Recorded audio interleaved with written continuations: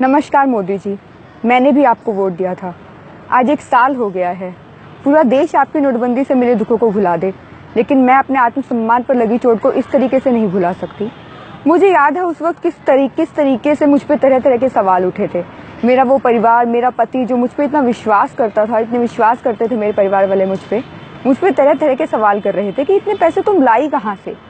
और मैं उन्हें सफाई दे रही थी, उन्हें जवाब दे रही थी कि ये पैसे वही हैं जो आपने मुझे खुश होकर दिए हैं, कभी खुश होकर, कभी त्योहार पे, तो कभी मैंने ज़रूरतों में से बचाकर ये पैसे रखे हैं। ये वही पैसे हैं और कोई इतनी बड़ी रकम नहीं थी। 20,000 रुपये थे वो, जिसके लिए मुझ पे इतने तरीके के सवाल किए गए, मुझे मेरे चरित्र पे उंगली उठाई गई, मुझे पता नहीं क्या क्या कहा गया।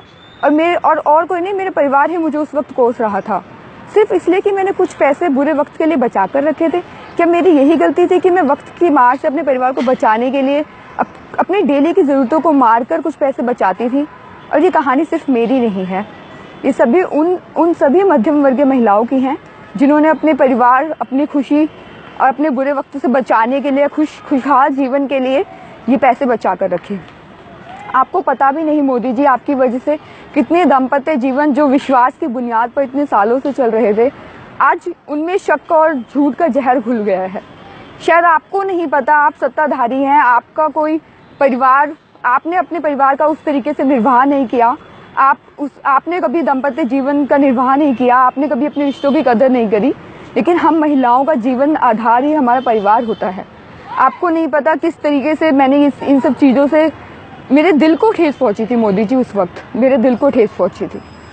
आप नहीं समझेंगे इन चीज़ों को, मुझे कितनी तकलीफ हुई थी उस वक्त पे, और वो चीज़ें आज भी सही नहीं हो पाई हैं। शायद आप नहीं जानते, एक बार जिस रिश्ते में शक का जहर घुल जाता है, वो रिश्ता कभी उस तरीके से ठीक नहीं हो सकता।